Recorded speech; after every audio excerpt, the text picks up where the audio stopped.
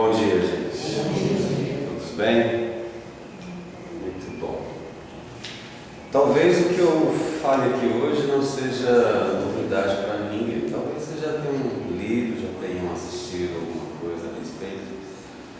Mas como se trata de coisas que dizem respeito à nossa vida, à nossa existência, e representa o projeto central da mensagem de Jesus, nós talvez deveríamos dedicar um pouco mais de tempo a analisar essa proposta. Porque não é uma proposta vazia, efêmera, né? É uma proposta real. E é óbvio que, para eu mergulhar em profundidade nessa proposta, eu preciso cada vez mais conhecê-la e entender de fato qual é o seu propósito na minha vida. O que significa, o que representa esse tal desse reino de Deus? Isso tem a ver comigo em quê?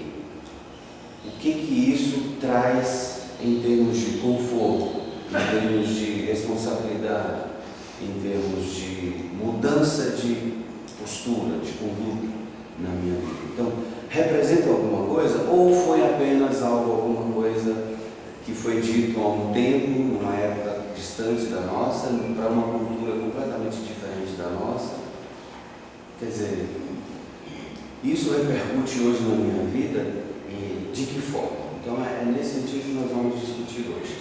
Outra coisa importante: quando se debruça sobre os textos da Bíblia, sobretudo do Novo Testamento, que é onde a gente vai ver a respeito disso, nós vamos perceber várias comparações. Então, vários dos ensinamentos de Jesus, ele vai estar sempre comparando. O reino de Deus é semelhante a um homem rei que quis celebrar as bodas do seu filho. O reino de Deus é semelhante a um grão de mostarda. Buscai primeiro o reino de Deus e a sua justiça, e todas as outras coisas vos serão acrescidas. Então são passagens da Bíblia que vão sempre apontar para esse tal desse reino de Deus. Mas afinal de contas, o que representa isso? Aí a gente vai discutir um pouquinho no dia de hoje. Nosso primeiro passo nessa questão é em relação a um diálogo que existiu, que está gravado no Evangelho de Mateus, em que Jesus é levado a Pôncio Pilatos. Pôncio Pilatos, naquela época, era um governador da Judéia. E nós já estamos falando aqui de uma fase em que Jesus já tivera feito alguns milagres, inclusive é o que mais me chama a atenção, né? Assim, as curas que ele fazia e etc e tal. E a gente até deixa de prestar atenção em alguns outros detalhes que talvez sejam mais importantes do que as curas que ele fizera. Então, depois de já ter feito várias pregações, de inclusive já ter causado ali um certo burburinho ali entre os religiosos da época, ele é levado a Pôncio Pilatos.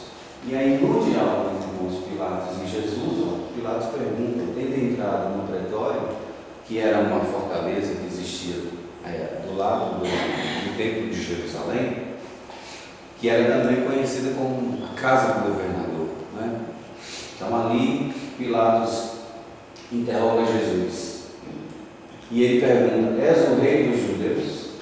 A pergunta feita por Pilatos. Por que ele faz essa pergunta? Primeiro porque o burburinho aí a respeito de Jesus, afirmando ser ele o tal do Messias que haveria de vir. Leia-se as profecias aí, sobretudo Isaías, que afirma a respeito disso, da vinda de um Messias que restabeleceria todas as coisas, colocaria tudo em ordem. Então não era algo assim, havia uma profecia ou várias profecias que apontavam para a vinda desse homem, desse Messias, que libertaria o povo judeu. E aqui um detalhe: o povo judeu é um povo que sempre foi escravizado pelos babilônios, pelos egípcios, e naquele contexto em que Jesus viveu ali, eles eram dominados por Roma, pelo Império Romano, ok? Então, é cansativo, não é assim? Você fica ansioso, né? Você fala, pô, as escrituras estão apontando para a vinda de alguém que vai nos salvar, e aí de repente chega uma pessoa, e aí você se frustra. Sabe por que eles se frustraram? Porque quem chegou para salvar foi um carpinteiro, não foi um rei, não foi um rei, segundo os padrões da época, um rei segundo os padrões da época, porque o rei, os reinados, né? Se você pensa em reino, assim, você pensa o quê? Em alguma construção, um lugar, né? Castelo, né? Muralhas, exército, né? Assim, a ideia de reinado que a gente tem é essa, né? Proteção, assim, violência, eles são impiedosos, por assim dizer. Aí todo mundo está esperando o quê? Se haveria de vir alguém para nos libertar, a liberdade só era conseguida a troco de violência, de sangue. Não é assim que eram conquistados os reinos na época de Jesus? E aí chega então quem? Um carpinteiro, um filho de um carpinteiro, de uma dona de casa, vindo de uma terra que não se esperava coisa boa, que era Galileia. Tanto que Bartolomeu vai dizer isso para Jesus, e pode se esperar alguma coisa boa vindo da Galileia. Aí vem esse homem e fala assim, eu sou aquele que as profecias apontam, que deveria vir. Não é possível. E aí ele chega afirmando o quê? Afirmando isso. Meu reino não é deste mundo. Meu reino não é deste mundo. Aí você imagina assim, pera lá. Eu não tenho ideia de vida após morte ainda. Essa ideia de vida após morte, ela é uma ideia ainda muito falseada, né, pelas interpretações. Nós não tínhamos a definição que a doutrina espírita nos dá hoje de vida após morte. Então, né, e que é uma coisa de certa forma generalizada, né, não é um conhecimento restrito. Todos nós aqui, todos aqueles que aqui estão, por exemplo, nesse momento, nós temos esse conhecimento, que já ouvimos de alguma forma, nos estudos, nas palestras que foram feitas e etc. E tal. Então eu tenho uma noção do que seja isso, pelo menos. Eu já ouvi falar a respeito disso. Mas nós estamos falando aqui de uma época que as pessoas não sabiam a respeito disso. Então quando se falava de outro reino, eu disse, não, deve ser do outro lado do lago, do mar da Galileia. Deve ser em algum lugar, né? Porque a ideia de reino é o quê? A ideia de lugar. De um lugar onde todos poderiam, né, conviver ali e etc. E tal. Aí ele fala, meu reino não é deste mundo. Se o meu reino fosse desse mundo, a minha gente houvera combatido para impedir que eu caísse nas mãos dos judeus. Os judeus é o povo dele. Ele fazia parte dos judeus. E ele está dizendo que se o reino fosse desse mundo, a sua gente teria combatido para impedir que eles caíssem nas mãos dos judeus. Porque ele foi levado a Pôncio Pilatos pelos judeus, os ditos religiosos da época, tá? Aí ele continua, mas o meu reino não é aqui. Tudo bem, né? Tranquilo?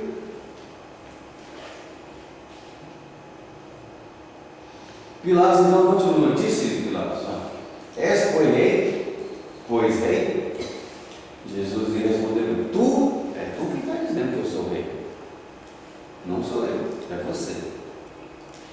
E aí ele vai e diz, não nasci e não vim a este mundo senão para dar testemunho da verdade. Quem é da área de direito sabe que a testemunha no processo judicial, ela não opina. Ela não diz, ó, seu juiz, ó, eu acho que a fulaninha ali tem razão, porque eu não quero saber a sua opinião, eu quero saber o que você viu. A testemunha, ela fala apenas o que ela viu, tanto que ela faz um juramento de verdade. Digo dizer a verdade, somente a verdade, nada mais do que a verdade. Por quê? Porque incute em crime. Se ela mente, por exemplo, ela está sujeita a sofrer um processo judicial. Então a testemunha, ela fala o quê? A verdade. Eu estava lá, eu vi, foi assim que aconteceu, fulaninha chegou. A testemunha dá testemunho apenas da verdade. Qual é o testemunho que Jesus está dando aqui? Ele veio, ele nasceu. Qual o propósito dele ter vindo? dar testemunho da verdade. E a verdade aqui, na verdade, para ser bem redundante, é Ele mesmo. Por quê? Porque Jesus é a concretização daquilo que Ele vai chamar de reino de Deus. Nele, em Jesus, o reino é concretizado. É um reino concretizado. Não existe em Jesus nenhum traço de personalidade, como existe na gente, por exemplo. Ele cumpre a vontade de Deus na sua integralidade. Não existe qualquer coisa que difira ou difere da vontade de Deus. A vontade de Deus, as suas leis estão nele plenamente concretizadas. Ele cumpre todas elas pelo seu estado evolutivo. Então ele está falando disso. Eu não nasci e não vi esse mundo senão para dar testemunho da verdade. Agora um detalhe, aquele que pertence à verdade, escuta a minha voz. E aí tem uma outra passagem que ele fala assim: quem tem olhos de ver, veja; quem tem ouvidos de ouvir, ouça. Não é assim? Então aquele que pertence à verdade, escuta a minha voz. Aquele que já tem um certo grau de entendimento, aquele que já tem uma certa disponibilidade para essa mensagem de que eu sou o portador, esse escuta a minha voz. Tudo bem até aqui, irmão? Ô, gente. O que a gente entende por reino? Eu já falei, né? A ideia de reino é uma coisa fora, não é assim? Fora. A ideia de reino é isso, não é isso? Não é essa? O que você lembra quando eu falo de reino? Nesse momento atual? Inglaterra, né? Rainha Elizabeth, não é isso? Monarquia, etc.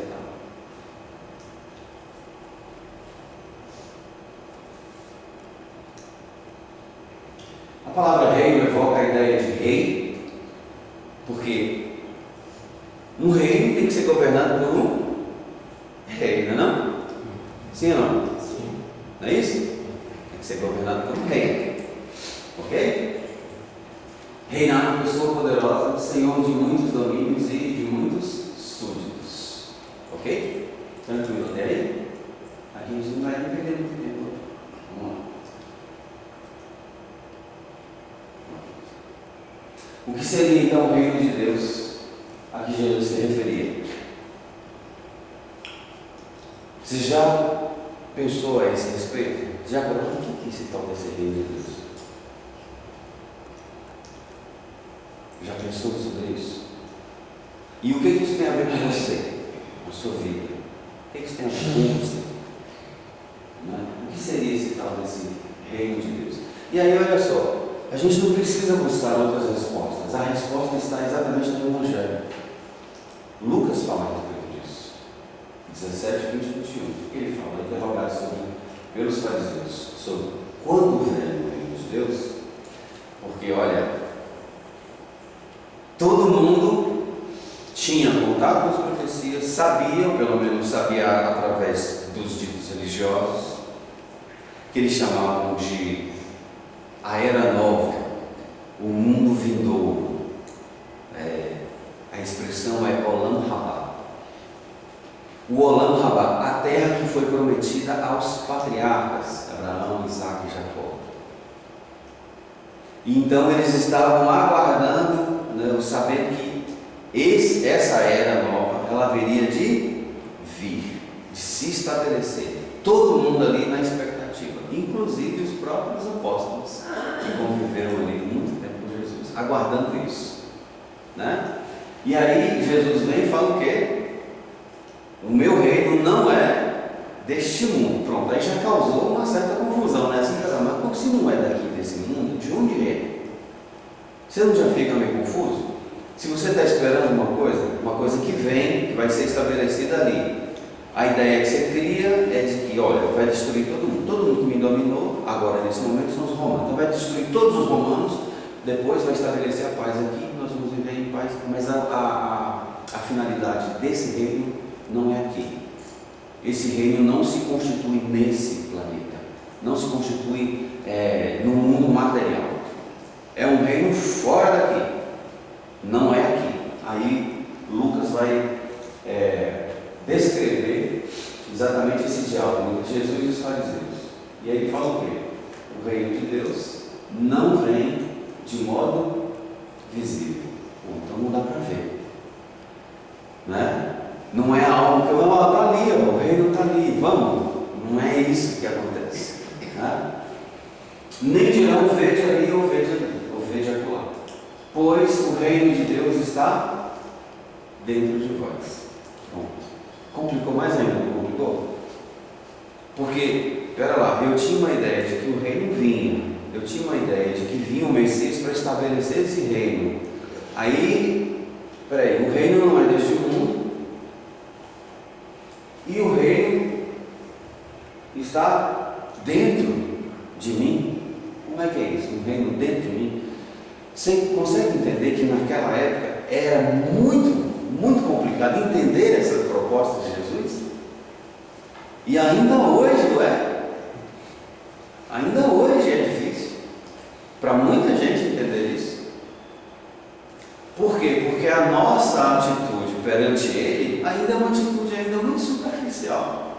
A gente ainda olha para Jesus como um salvador, um operador de milagres, um distribuidor de dádivas, e não alguém que conduz a alma, alguém que representa um modelo a ser seguido, um modelo a ser copiado, um guia a ser seguido. A gente não consegue olhar para ele ainda dessa forma. Nós nos reverenciamos a ele, mas assim, pelos seus feitos, a gente fica muito mais preso, né, na ideia de poder que ele tem, quando na verdade ele está dizendo que esse mesmo poder está em cada um de nós. Existe um poder divino em cada um, e que esse poder vai sendo construído, desenvolvido à medida em que você se entrega a esse processo. E quanto mais consciente, quanto mais bem compreendido ele se torna para você, com mais ênfase, com mais força, você o busca. E quanto mais você busca, mais próximo da felicidade você se torna, mais perto de Deus. Aí eu pergunto para vocês, como seria um reino onde Deus reina? Fala para mim, como seria? Porque assim, eu já sei que o reino não é deste mundo, eu já sei que o reino é dentro. Então imagina assim, vou mudar a pergunta: como seria a sua vida se Deus governasse? Os seus pensamentos, as suas atitudes, o seu caráter, a maneira como você se relaciona consigo e com o outro. Como seria se Deus governasse você? Se as suas ações, se as suas atitudes, se os seus pensamentos fossem guiados por Deus, somente por Ele, como seria a sua vida? Você agiria com ganância? Com inveja? Com raiva? Com ódio? Sim ou não? Se Deus governasse as suas atitudes, se as suas atitudes, se o seu comportamento, se o seu caráter fosse um reflexo de Deus, como seria a sua vida? Como seria a vida em sociedade? Nós mataríamos, roubaríamos, destruiríamos, pensaríamos no mal do próximo? Nada disso existiria, sim ou não?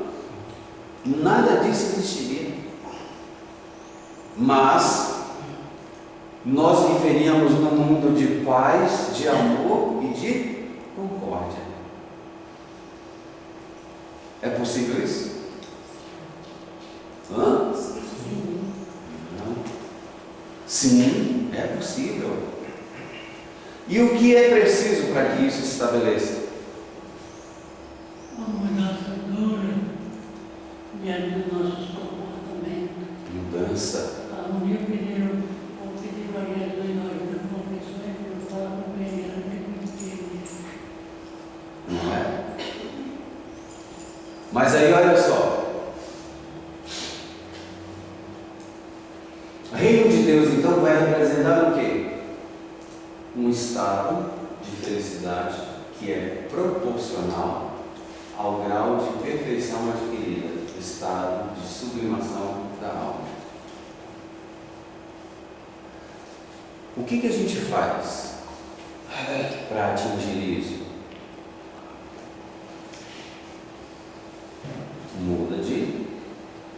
Se eu tenho que alinhar a minha postura e a minha conduta com a conduta, né, e com a postura daquilo que representa um reino onde Deus reina, eu preciso fazer substituições, não é assim? Se eu sou agressivo, eu preciso fazer o quê? Vencer a minha agressão. Se eu sou intolerante, eu preciso esforçar-me por vencer essa intolerância. Se eu sou ciumento, a mesma coisa. Se eu sou invejoso, opa, pera lá, não preciso invejar o que os outros têm. Se eu tenho um vício, opa, isso está me dominando, opa, eu preciso inverter isso, eu preciso não me permitir ser dominado pelo vício. E assim, através dessa postura e dessa conduta, o reino vai se estabelecendo dentro. Por quê? Porque o reino representa o quê? A nossa conduta moral. A maneira como nós lidamos conosco. Eu tenho autocompaixão para comigo? Consigo respeitar as minhas vulnerabilidades, identificá-las e respeitar? Agir de forma compassiva para comigo, entender que eu sendo propenso ao mal, ainda estou sujeito a falhar, a agredir, a ofender, mas já tendo o compromisso de mudar essa minha atitude, mudar esse meu comportamento. E olha, gente, quando você faz isso, a partir do momento que você faz isso, você vai perceber que espiritualidade e religiosidade não tem nada a ver com frequentar centro espírita, igreja católica, evangélica, cumprir uma praxis religiosa, todo domingo para o centro espírita, tomo paz, volto para casa. Isso não tem nada a ver com espiritualidade. Mas terá importância se você fizer bom uso dessas informações que você recebe e fazer com que elas tenham uma implicação na sua vida, no seu comportamento, na maneira como você lida, sobretudo com os próximos mais próximos, a esposa, os filhos, os parentes, os amigos, o ambiente de trabalho. Então, isso tem que repercutir na sua vida, ao invés de você continuar com a sua intolerância no trânsito, por exemplo, você vai mudando a sua conduta e vai agindo com mais benevolência, vai entendendo a necessidade de ser indulgente para com os outros, porque o outro sendo imperfeito, você sabe que sendo imperfeito o outro está suscetível de cometer erros, enganos, maldades. E aí você fala assim, nossa, que injustiça. Não é uma injustiça, porque se fosse uma injustiça, Deus seria também injusto por ter permitido, porque nada acontece sem que Ele permita. Então, desde que Ele permita todas as coisas, tudo que nos acontece tem que ser justo. O problema todo é a maneira como eu olho para todas essas coisas. Então, mudo o meu mundo interior, e naturalmente, mudando esse meu mundo interior, eu mudo a minha forma de ver o mundo. Por isso que Jesus vai dizer, inclusive, que os olhos são as candeias da alma. De sorte que se os teus olhos forem bons, ele está falando do quê? Olhos bons é a maneira como você olha. Então, um homem pode, por exemplo, olhar para uma mulher com olhos de admiração, olhos bons, mas ele pode olhar também com olhos de malícia, com olhos de desejo. Pode? Pode. Eu posso olhar para uma coisa com olhos de inveja. Isso é o meu mundo interior se refletindo na forma como eu vejo as coisas. Por quê? Como eu vejo as coisas é o que reflete aquilo que está dentro de mim. E o reino não é dentro? Como seria um olhar divino? Mais ou menos assim. Deus faz cair a sua chuva sobre bons e maus. Faz nascer ou faz brilhar o seu sol sobre justos e injustos. Deus faz distinção? Não faz. Ele enxerga todos como filhos. A gente faz isso? Não, a gente não faz. Pô, pera lá, então o meu pensamento, a minha forma de pensar está divergente, contrária à forma que Deus quer que eu pense. O que eu preciso fazer? Corrigir quem? Deus? Não está errado esse negócio aí, corrige aí essa lei aí que você fez. Tem que corrigir quem? Eu que sou imperfeito. Por quê? Porque as minhas atitudes, as minhas ações refletem em mim mesmo, ou refletem aquilo que eu sou. E não adianta, a gente sabe disso, não adianta também mascarar, mudar a voz, falar numa voz, né? Sejam bem-vindos, a casa espírita. Mas aí eu saio daqui, levo uma fechada, né? E essa personalidade, eu já esse ator, né? Porque eu vim aqui, representei, deixei de lado e eu já manifestei quem realmente eu sou. Então eu preciso olhar para esse mundo interno, mundo interior.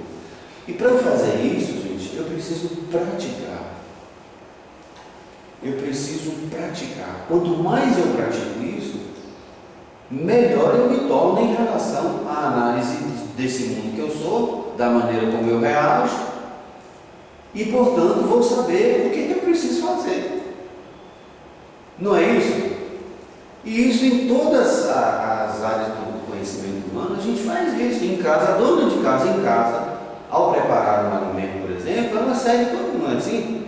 Se ela fizer tudo direitinho ali, vamos lá, o bolo, fazer o bolo, ela tem que colocar 2 ovos, né, mexer com a manteiga, ela segue todo um roteirozinho, e aí no final o bolo fica perfeito. Não é isso? Você não segue toda uma programaçãozinha bonitinha? Vou fazer uma atividade no trabalho, a mesma coisa. Você já aprendeu e veja, olha, você vai repetindo, à medida que você vai repetindo, aquilo se torna um hábito. Não é isso? Um hábito. Pô, eu nem preciso mais de manual, porque eu já faço isso aqui.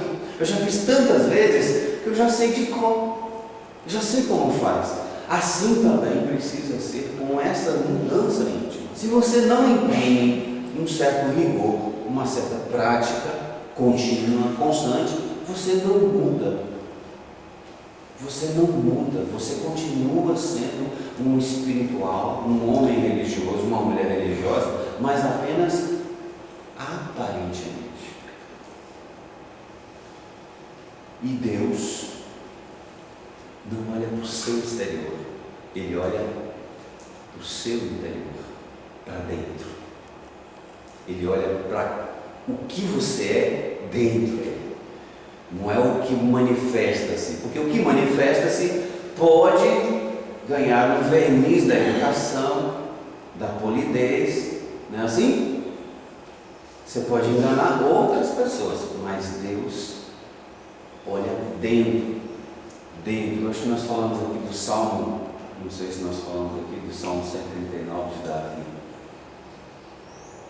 que gerou a música lá, Deus, sei que tu me sondas, sei também que me conheces. Então, Davi está falando de uma relação entre Deus e ele, mas é só entre eles dois, é uma relação entre eles só, não é Deus conhece todo mundo, não, conhece a mim, sabe das minhas particularidades, sabe das minhas vulnerabilidades, sabe das conquistas que eu já almejei e sabe também daquilo que eu vou precisar para vencer ainda determinadas imperfeições das quais eu ainda não me despojei. Então esse reino de Deus a que Jesus se refere é o mundo interior, o mundo íntimo de cada um. Kardec, na questão, ou no Evangelho segundo o Espiritismo, no capítulo 3, em que ele vai discorrer a respeito daquela frase de Jesus: há muitas moradas na casa de meu Pai. Lembra lá disso? Não vos atemorizeis, crede em Deus, crede também em mim. Há muitas moradas na casa de meu Pai. Kardec vai discutir essa passagem sobre dois pontos de vista. Do ponto de vista material, essa frase de Jesus, essas palavras de Jesus, podem significar os vários mundos espalhados por aí. Mas do ponto de vista espiritual, ele diz que elas também podem ser interpretadas do ponto de vista do estado de cada um dos espíritos. Então, cada espírito seria uma morada, portanto, um reino. Um reino.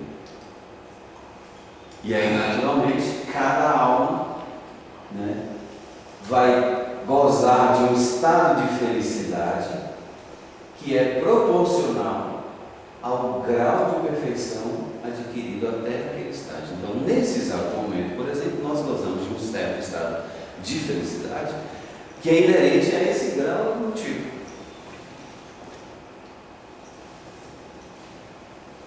O reino é dentro. O reino é dentro. E aqui a gente tem um ponto importante, ó. Todos nós, todos, sem exceção, têm a garantia do reino de Deus. Então, assim, você já tem a garantia de que será admitido no reino de Deus. Então, você vai chegar a esse ponto. Tá? Deus estabeleceu isso. Olha, está garantido para todo mundo aqui, ó, o reino de Deus. Está garantido. Agora, um detalhe, ó. Essa mera admissão ao reino não é condição suficiente para garantir a permanência dele. Para permanecer no reino, para nós entrarmos, e aí é só que interessante, ó, Kardec, quando ele vai falar sobre a escala espírita, ele vai dividir os espíritos numa escala, tomando elementos gerais. Ele divide os espíritos em 3 ordens: imperfeitos, bons e puros. Ok? Perfeitos, bons e puros.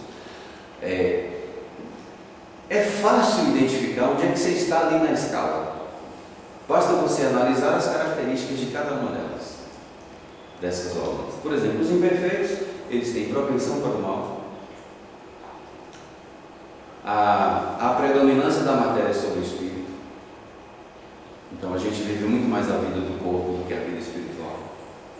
Você vive muito mais a vida do personagem, João, Maria, José, Marcelo, Pedro, né, do que a vida espiritual. Orgulho, egoísmo e todas as paixões decorrentes desse vício. Alguém se encaixa nessa ordem? Eu já estou dentro dela há muito tempo.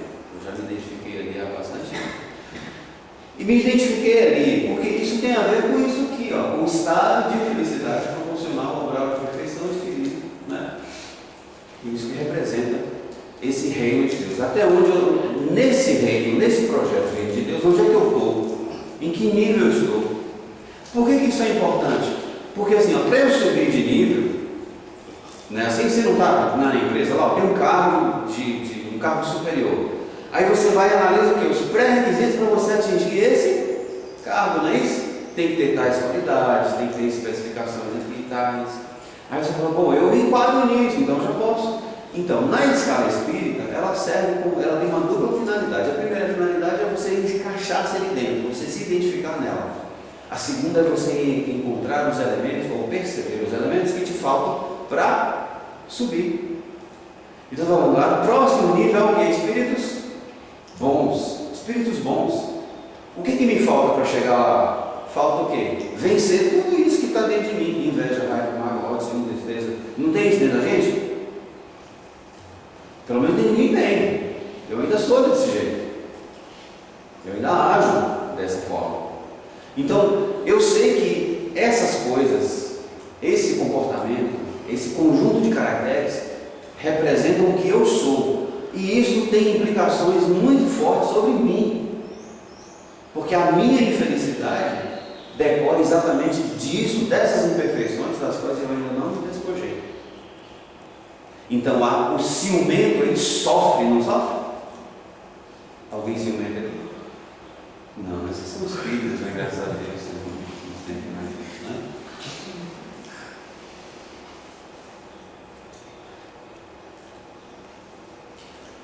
Pois este é aquele a respeito de quem está escrito.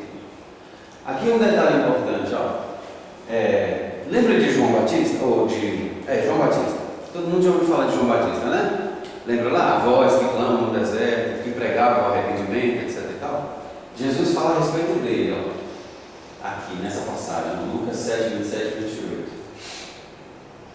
Eis que envio perante a tua face o meu anjo, que preparará o teu caminho diante de ti. Isso aqui está no Antigo Testamento.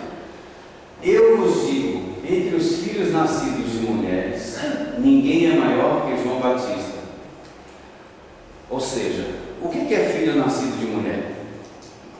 É nós, né? Todo mundo que está vivo, encarnado, nascido de mulher. Dos nascidos de mulher, naquela época, João Batista era o maior. Maior em quê? Em estatura? Não. Maior em compreensão, em maturidade, em estado de alma. João Batista era o maior. Aí ele fala assim: mas o menor no reino de Deus, que não é deste mundo, o menor no reino de Deus é maior que ele. Então, para lá, isso aqui está na Bíblia, e eu estou vendo que Jesus fala aqui de uma escala. Você não consegue ver isso? Todo mundo consegue enxergar isso aqui? Quer dizer, se na terra ele é o maior daqueles que estão na terra, mas é menor do que o menor de lá, ele ainda é menor do que o menor no reino de Deus. Então, quer dizer, tem uma escala isso aí, não tem? Tem uma escala no reino de Deus. E aí outra coisa importante aqui, ó. Pilatos é o que? Governador da Judéia. Tem poder? Tinha poder? Tinha, não tinha? Tinha. Poder de polícia, porque na época, inclusive, né, tinha o poder de... os três poderes estavam a cargo dele: judiciário, executivo e legislativo. Ele fazia, ele demandava sobre tudo. Tanto que ele tinha o poder de prender Jesus ou de libertar.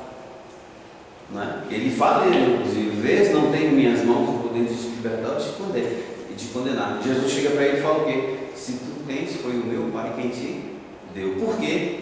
Porque as posições na terra, elas são passageiras, temporárias. E nós nos confundimos muito com as posições da terra, não é assim? Quem é você? Eu sou juiz, eu sou governador, eu sou... Né? Eu moro em tal lugar, eu moro num bairro nobre. Você não, você é periferia. Não é assim que a gente faz essas classificações que nós fazemos no mundo? E aí Pilatos, olha só, ele é governador da Judéia, mas a posição dele é temporária. Ele vai perder o cargo, vai perder a identidade, e vai se dar conta de uma maneira muito dolorosa. Sabe por quê? Porque quando você acha que você é tudo isso, movido por um orgulho muito grande, aí vem a morte e fala assim: olha, você é quem? Eu sou empresário, né? Tenho bilhões, né? Sou o homem mais rico do mundo. Aí a morte vem e fala assim: olha, não é mais. Mas esse não é o problema. O problema é quando, porque se o indivíduo é um espírito, ele retorna para o mundo espiritual, e aí ele sofre a ilusão de que ainda o é, que é o que a gente vai ver isso, né? No livro Serra e Ferro sobre ele. Quem é Jesus? Eu estou falando isso aos olhos da gente, a maneira como nós olhamos as pessoas. Então Jesus naquela época era quem? Um carpinteiro metido a besta, que se afirmava ser a própria lei de Moisés, que afirmava ser o Filho de Deus, aquele que as profecias apontavam para vir. Olha só, é muita petulância, não é? E muitos olhavam para ele dessa forma, muitos olham ainda hoje desse jeito, dessa maneira. Não é? Mas ele era quem Pedro diz o quê? Quando Jesus me dá, o que estão dizendo aí a meu respeito? Uns dizem que tu és Elias, outros Jeremias, outros. E tu, e vós, dizem que eu sou quem? Aí Pedro levanta a voz e fala o quê? Tu és o Cristo, o Filho de Deus vivo. Tu és o Cristo, o Filho de Deus vivo. E aí ele volta esse papel e fala assim: olha, em verdade eu te digo que não foi nem a carne nem o sangue quem te revelaram isso, mas o meu Pai que está nos céus. Por quê? Porque o propósito da vida é exatamente desenvolver as capacidades espirituais, desenvolver o espírito que somos. Não é um desenvolvimento coletivo, é particular, é íntimo. É você com você mesmo. Você dá conta de você mesmo. Você precisa voltar-se para esse mundo interior.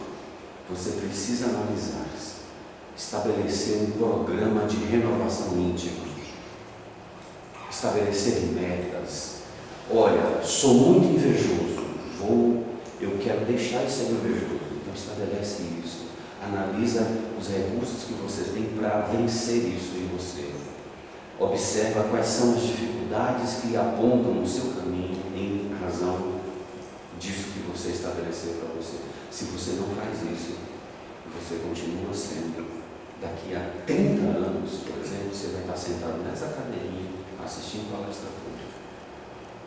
Agora, se você empreender um esforço por vencer essa dificuldade, e aí Santo Agostinho fala isso, eu não vou me estender porque o meu horário já acabou, mas Santo Agostinho, na questão 919a, ele fala a respeito disso.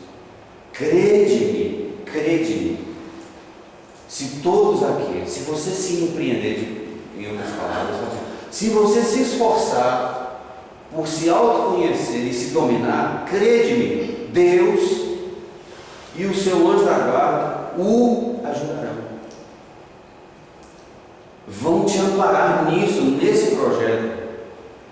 Agora você imagina assim, olha, para lá, você tem um aval de quem? Deus vai te ajudar. A inteligência suprema vai te ajudar, vai te amparar nesse projeto. Mas depende unicamente de quem?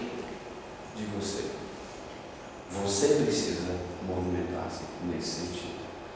Eu desejo muito isso para mim, e eu desejo grandemente a cada um daqueles que cristãos, porque isso representa para nós a busca da nossa felicidade, da felicidade real, daquela que faz parte do nosso patrimônio, que nós nunca mais perderemos. No último domingo para todos, fiquem com isso.